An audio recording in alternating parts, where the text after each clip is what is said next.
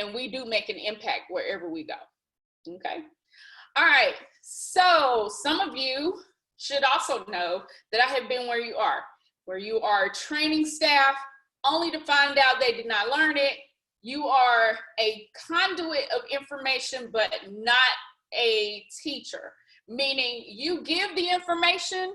I've been there where you just give a lot of information, but in terms of the people learning it, they didn't learn it, which is why I said not a teacher, because we did not teach it. Remember the quote that I gave you before. If they didn't learn it, we didn't teach it. And that's just to keep you looking for strategies to make sure people learn what you put out. I have also been in the place where you spend time backtracking. So you have created the training, you delivered the training, but then when it gets time for the people to get on the floor and actually perform, you don't see that because why? They need time to practice, right? So we're going to talk about that when we get to training and development, right? Okay, so I've been where you are. Today, we are going to cover adult learners and their retention.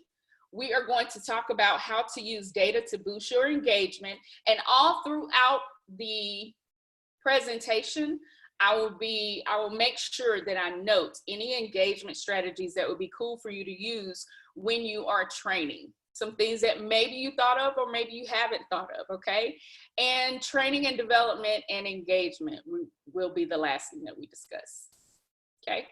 All right, look at this note up here, adult learners and retention. This note says, employees, I gave you the information, please refer to your notes. Sincerely, training and development. That's a T&D down there. Just a little comical relief because that is really what we want to say to the people that we are training. It's like, I gave you the information, please refer to your notes. We all know in a professional organization, when we are referred to our notes, it means, look, I've already given you the information. Why don't you know it? Okay, I'm not going to go through this again, but you have to ask yourself, are you doing this to make sure they learn it, or are you doing this to check off a box and complete something on your to-do list? Okay, if you are teaching or training so that they learn it, then that makes you become more flexible and become more aware of how they learn, be more engaged in the art of teaching or training. And if you don't have that, if you can't do that, then you need to get someone who can do that, okay? So one of those things or the other needs to occur, okay? If you're going to train even adults, you have got to be committed to the learning process, okay? And sometimes when you're thrown into a training position, you don't always know what the learning process is, but that's why we are here, because I'm going to show you what the learning process is. And I'm also going to show you some tools and tricks that I use whenever I prepare trainings, okay? All right, so don't refer them to their notes, okay? Don't do it. Just let's refrain from referring them to their notes, and let's make sure we put in the time in the preparation portion of our training so that we don't have to tell them to refer to their notes, okay? All right. So let's talk about the difference between children and adults. So more than likely, if you are a trainer or if you are putting together some type of development, you are reflecting on when you were in the classroom and the way the teacher taught you when you were in the classroom. Most people, when they think about the learning process or teaching, they think about their previous experience in the classroom, okay? Never mind the fact that some of those strategies were totally inappropriate and should not have been done, but that's the resource that we have, so that's what we use, okay? That is the experience we have, so that's what we go back to when it is time for us or when it is our turn to train. You have to keep in mind there is an art to it, okay? And the first part of that is knowing your audience. So children, when you go in to teach, they don't have any previous experience for what you're about to teach them, okay? But more than likely, adults do have some type of experience, whether they are aware of it or not. Your job as a trainer is to sit down and think about it as you are preparing. You need to think about what experience do they possibly have that connects to what I'm about to teach, and how can I bring this out into my training? Okay, so you need to know that adults are practical and problem solving. They kind of like to, instead of you just giving or dumping information, what you want to do is facilitate so that you can lead them to the place that you need for them to end in, okay? Which requires you to what? Begin with the end in mind, to think about, okay, where do I want them to go? Where do I want them to be by the end of this training? When they are performing this on the floor, what does it look like? So how do I prepare a training that is going to guide them to that without me just dumping information? Okay, anyone who's been to a training that I've given will tell you they rarely ever sit down. They're always talking to each other. They're always engaged, because I want to make sure that they are learning, because I have carefully thought about the learning process. Okay, so you also need to know, they need to know why this is important. Just like you need to know why being on this webinar is important. Because if you are tired of hiring people over and over and over again because they can't meet your expectation, my mom has a phrase that she used to say to me all the time: everybody can't be wrong. So if you're having high turnover, then it can't be the people that's turning over. You have to look at your system and make sure your system is appropriate for the expectation that you have, if that makes sense, okay? So they need to know why they are taking your training. And you need to sit down and really think about why. Why are they doing this? You know, not just to give them the information, but think about the goal that you want to accomplish. And this is why you need this information. Find some data, get some percentages, help them to really come to an understanding as to why this is important. They need adult appropriate content. That's self-explanatory. They have previous experience. I've talked about that. They will have to demonstrate their background knowledge and abilities, meaning they want to show you that they have background knowledge and they have the ability to do some things. Don't ever go into a training and ignore the fact that they came in with experience. They came in with ability. They came in with common sense, and you need to allow them a space to be able to demonstrate that so that they can find value in what you're sharing with them. They need to be able to apply this knowledge immediately. So so they need to be able to apply the knowledge immediately, meaning that usually when they are entering into a training, it is because they need it for their job and they have to be able to demonstrate that. And we're going to talk a little bit more about that when we get into the development part of training, okay? All right, so I want you, remember I said no surprises.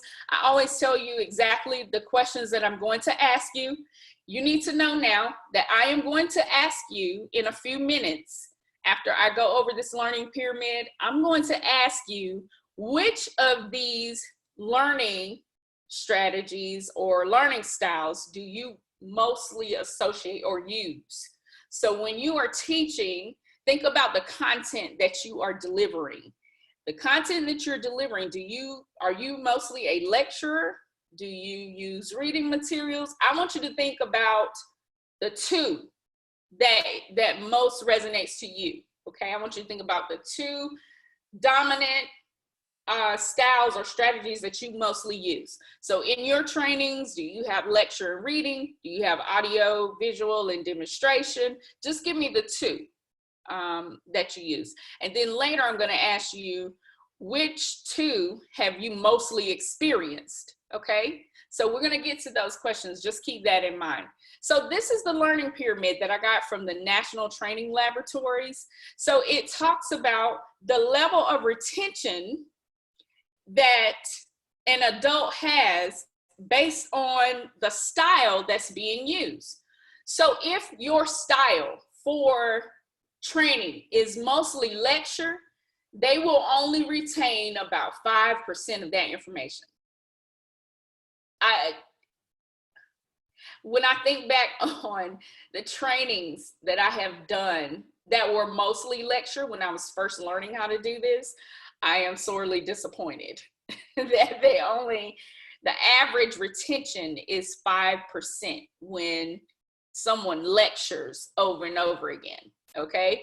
So reading, now I'm going to put in there an exception because I had a professor at North Carolina Central University that, I mean, this guy was so good at lecture. This guy was so good at lecture that I could listen to him for days. But here's the problem. Retention is what you're after, because the more retention they have, the more you're going to see what you're looking for. The more your expectations will be met, okay? So you have lecture, you have reading, you have, and with reading, sometimes people give reading assignments during a presentation. You need to know that the average retention is 10%. Audio visual, the average retention is 20%. Demonstration, 30%, right? So that means I model it in front of you, it's 30%. Group discussion, look at these last three, okay? These last three, and the first four are considered passive teaching methods is what they call them. But the last three, you'll see the percentages are much higher. So group discussion, practice, that is so important. That is so important. Practice. And then teaching others is 90%. I'm telling you, that should be mind-blowing to you. But these are the average percentages for retention rate. And when you're planning your training, you need to keep this in mind, because when you go through your training, you should go from the beginning all the way to the end and imagine what it will look like. That's what you should do. You should imagine what it is going to look like, okay? So I see Ms. Maupin has already typed in her answer. Which one of these styles do you use most when you are training? That's what I want to know. So those of you who are on the other side, I want to know which one of these styles do you use most? Christopher Thompson, Andre Richards, okay, lecture and practice, okay, lecture and practice. I see that, Mr. Kirkman. Lecture and practice. Jackie Knight, which two do you mostly use? Robinson, audio, visual, and demonstration. That's good. Audio, visual, and demonstration. Okay. So, Miss Robinson, do you see a need to maybe progress to group discussion maybe and incorporating maybe some practice? Is there a way for you to incorporate that in the training that you are using? Okay, practice, yes. Okay, good. That's excellent, excellent, excellent, excellent. Mr. Bailey, he is using audio, demo, group. Okay, audio, demonstration, and group discussion, good. Okay. So, Mr. Bailey, is it possible for you to also incorporate some practice or teaching others? What teaching others, or a way, here is an engagement strategy for you, a way that you can get people to teach each other is going to require you to sit down and really come up with some specific scenarios for them, giving them maybe a topic for them to go and research and then have to teach it to the group that you have. Jigsaw is a good way to do that. And I know Ms. Maupin knows what Jigsaw is, but for the rest of you, Jigsaw is basically where you will take an article and you will separate it into different pieces, okay? You'll separate the article, and each person or each group will receive one part of the article, and they have to read this article, they have to come to an understanding about the article, and then eventually you're going to regroup the participants so that the entire article is represented within the group. And it forces your participant to have to explain to the other participants about their article, the discussions that they have made, and things of that sort. So yes, these are things that I can incorporate. Good, excellent, excellent, excellent. I'm glad to hear that. Okay, so think about the trainings that you have been in, okay, guys? So you have been in some trainings, I'll even say within the past year. When you were in those trainings, just tell me which one of these retention strategies did you experience in those trainings? Let's just do one. So think about a training that you have taken over the last year. Which one was the most dominant? Which one of these retention strategies was the most dominant that you have experienced, Mr. Bailey? Practice. Okay, good, good. Yeah, education is very good for providing that practice. That's very good. Group discussion, demonstration. Okay, okay. So I'm hoping that you guys, good. I see that Mr. Bailey and Miss Leslie, Mr. Kirkman, lecture. Oh my God. You know what? I hope you endured. Nothing is worse than sage on the stage, right? Somebody getting up and just talking to me for hours and hours. Like maybe you can take it. Some people can take it, but I'm telling you, I have to move around. I need to know. I don't know. And you have a few minutes to get my attention. And then after that, I'm like totally checked out. So if you're talking to me for hours on end, oh my God, that is tough. That is tough, Kirkman. It is boring listening to lecture. It sure is. It is just horrible. It's excruciating pain. All right. So you guys are awesome today. I want to talk to you about, and I don't know what's wrong with my screen today, but maybe the visual will come back up. But in any case, when you are training, you want to use your data to make your training better, okay? Rule number one, you need to know the people that you are training. And that is not always easy because you may travel when you're training and you're not always able to get information, but you could do something like what I did when you came in. I had a poll up for you to tell me what was your learning style, because as a trainer, you will have, or as you're planning, a trainer should have different strategies for different learning styles anyway. So if I ask you, what are your learning styles? I can take that information from a poll, and then that will help me to guide my lecture or to guide my facilitation as I am conducting the training. I hope that makes sense. So you need to know the people that you are working with. And the way that you get to know them is by using qualitative data, okay?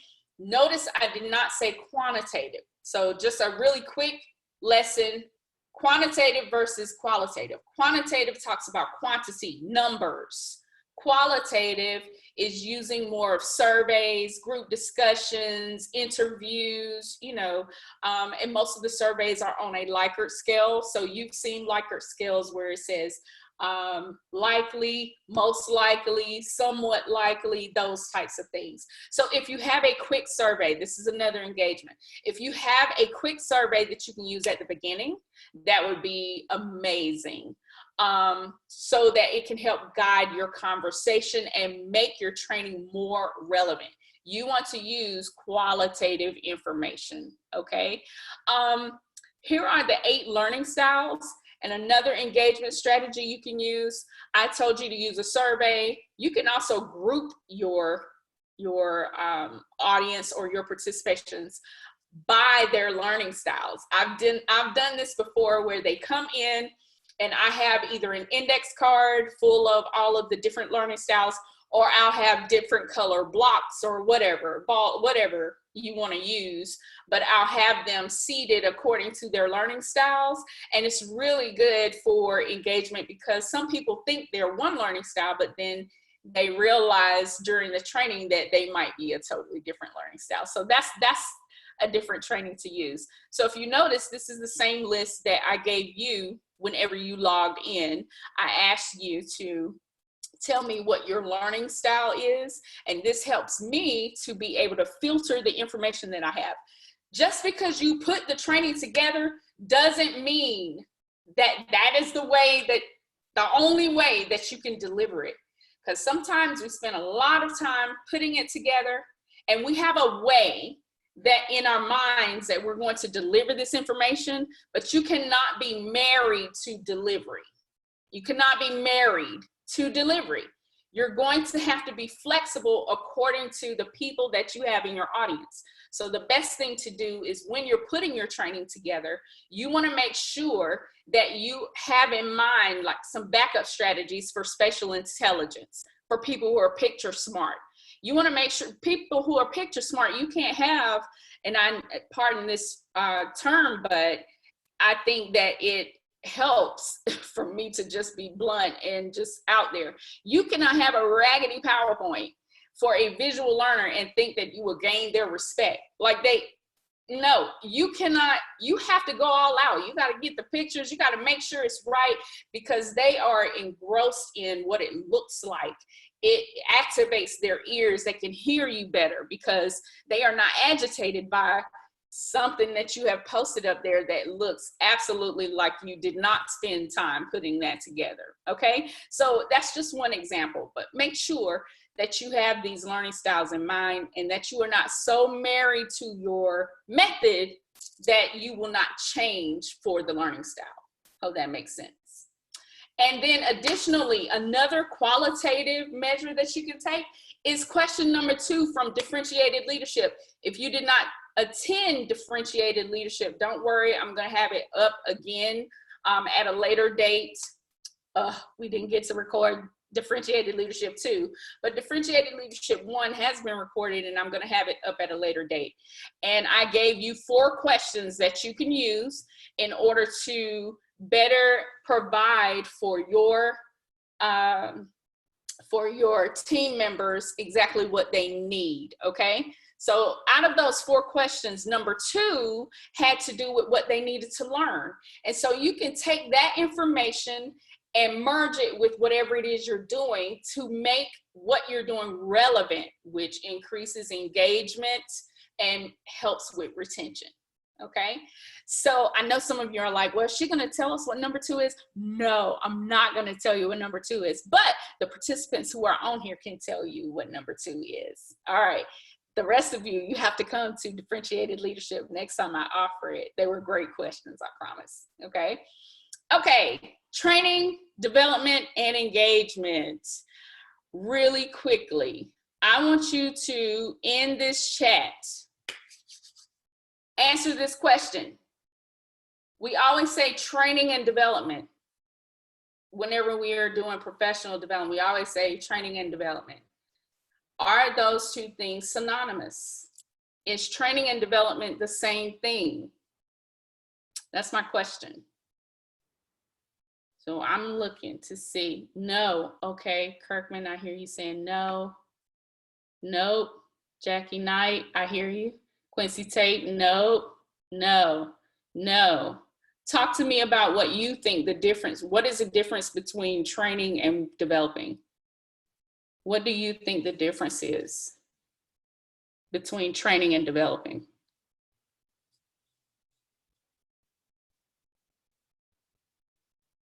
Like, I wish I had $1 million, because I'd be like, first person to put it in, I'm going to send you this $1 million. I'm going to email you a wire transfer. What is the difference between training and development?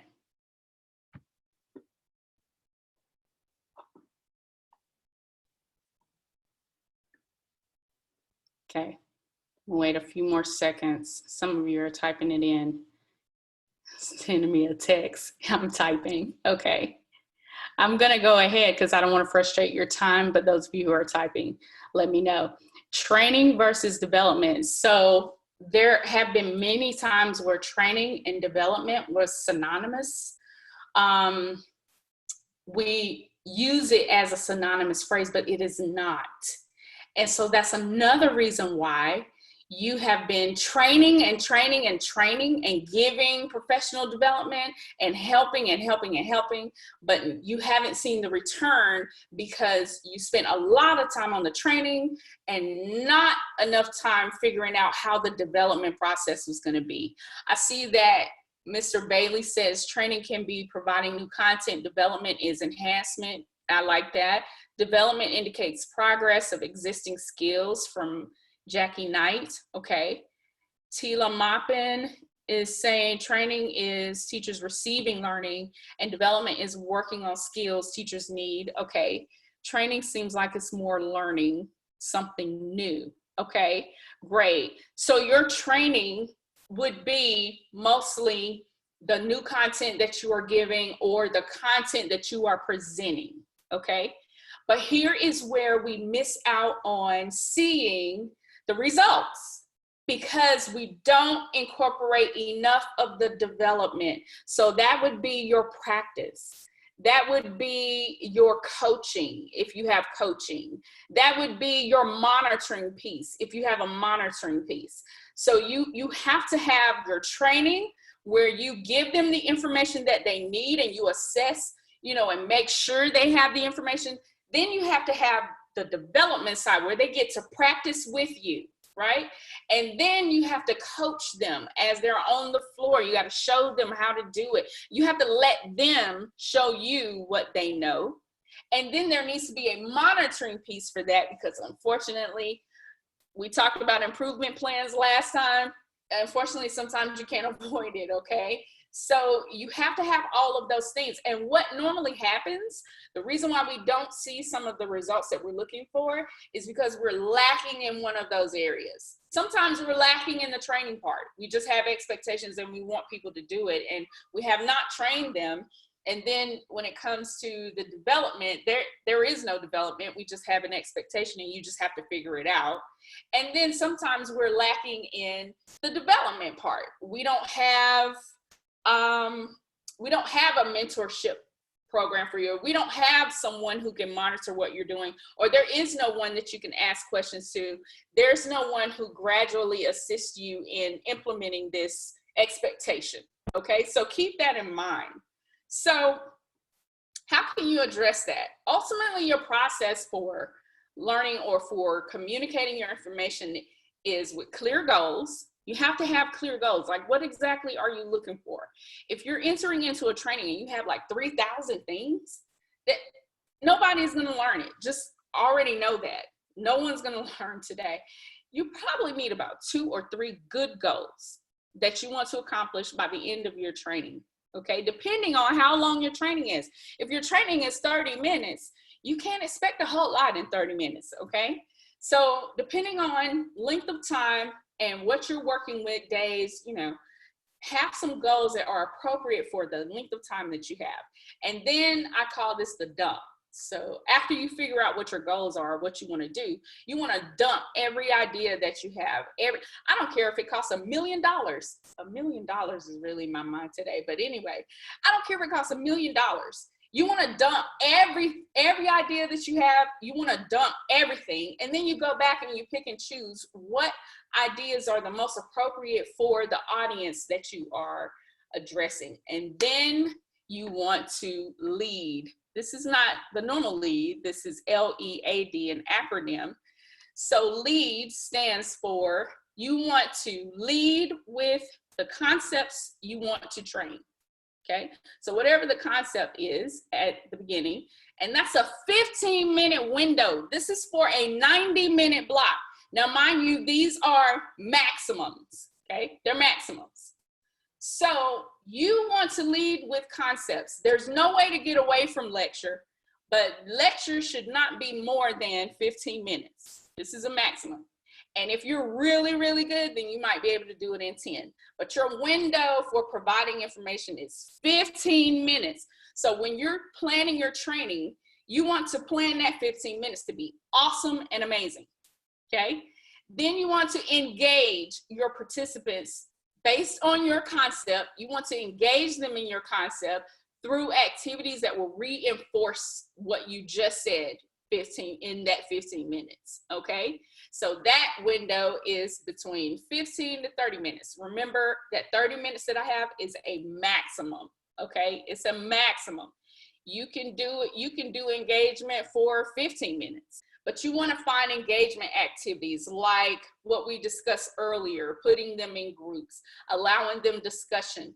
You will spend your time figuring out what question can I ask that will lead them to understanding, a better understanding of my concept, okay? So they can work in groups during that time, figuring out or coming up with answers for this question, or concept mapping, where they figure out how things should be organized for your company. If you are working on team building, or you're working on improving communication within your team, you want them to come up with ways in which we can do that during this time. You want them to be engaged. So whatever engagement strategies you have, this is the window that you do it. Then you accentuate your concept by extending with more in-depth information, or by connecting an additional concept. Notice this is a 90-minute block and I've only covered 1 or 2 concepts, because a brain cannot handle too much. Okay, you're working with adults, they can't take too much. Okay, so what you want to do is take them slow, and you want to put it in 15-minute increments for your lecture, and give them between 15 to 30 minutes to actually practice or be engaged in what you're talking about, do an engagement activity. And then once you're done, you want to do what? Develop. That's the part we don't normally get to, right? So you can use the last 30 or 45 minutes, however minutes you want. And you think about, when you're planning your training, what can I create so that my participants can practice what I taught them, the skill that I taught them, okay? What scenario can I create?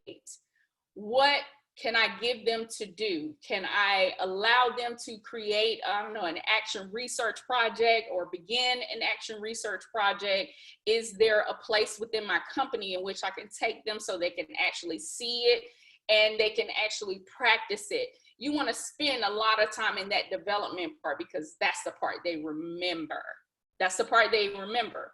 When I was teaching, I used to tell my coworkers, people don't remember content, they remember experience. So the more experiences you can create for the participants that you have, the better, the more they will retain, and the more they will be able to do, the more you will empower them to be able to do it, okay?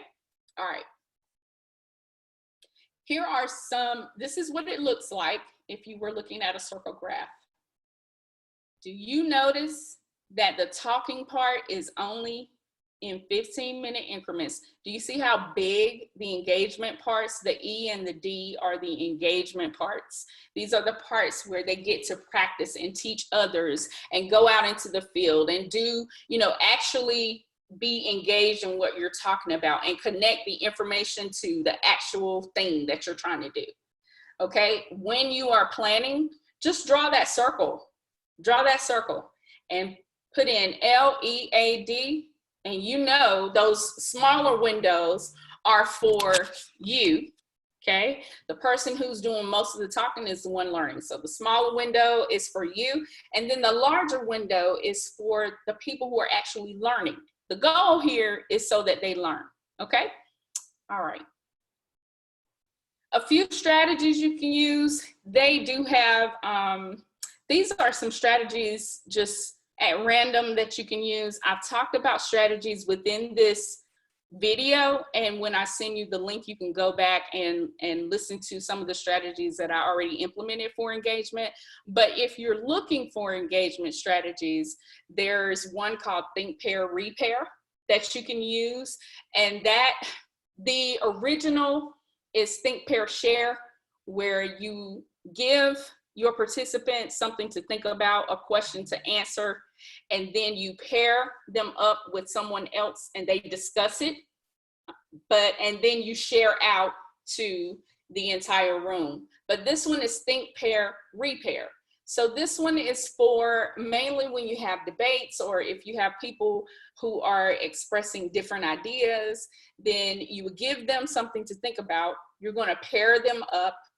And then the repair portion is where they pair up with another pair, and they talk about what their ideas are, and you're finding people who think like you, and before you know it, your whole room will be divided. Like you'll have one group over here and you'll have one group over here, and you'll end up debating and talking about. The key to Think, Pair, Repair is creating the best question ever, an open-ended question. You got to create a best question. Real-time reactions is basically using your social media or using a platform of some kind. I have one at the bottom called Note.ly, that you can use to accompany real-time reactions. You can use that one. With this particular strategy is just basically you create a hashtag or you use your social media so that your participants can give real-time reactions. That creates qualitative information for you to be able to identify trends. And it also creates information so that the people who are in your training can also identify trends, and it creates an opportunity for discussion, okay? Supernotes, I think, is absolutely amazing. It's an app for visual, kinesthetic, spatial, and auditory learners. Okay, that app, what it does is it records the training, but it also allows you to write notes and upload pictures if you want to accommodate the notes that you are writing. So it is absolutely amazing, okay? And it syncs up with, so if you're writing notes for a particular time, it syncs up with